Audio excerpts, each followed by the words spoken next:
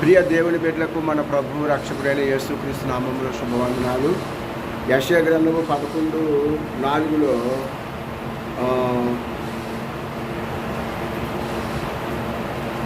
తన వాగ్దండము చేత లోకమును కొట్టును అని వ్రాయబడింది. యెషయా గ్రంథం 11:4 అంటే ఏంటంటే దేవుని వాక్యం చేత దేవుడు లోకమును కొడతాడంట. అది చాలా నిజం అవుతుంది ప్రస్తుత కాలంలో. ఏంటంటే కొంతమంది మాకు ఇష్టం లేకపోయినా సువార్త ప్రకటిస్తున్నారు, మాకు ఇష్టం లేకపోయినా యేసు ప్రభువుని నమ్మకమని చెప్తున్నారు అని చాలామంది అనుకుంటున్నారు. కానీ ప్రవక్త మాటలు నెరవేరాలి కదా.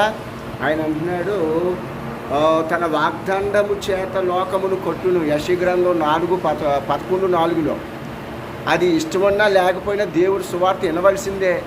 ఇష్టమున్నా లేకపోయినా అది దేవుడి నిర్ణయం.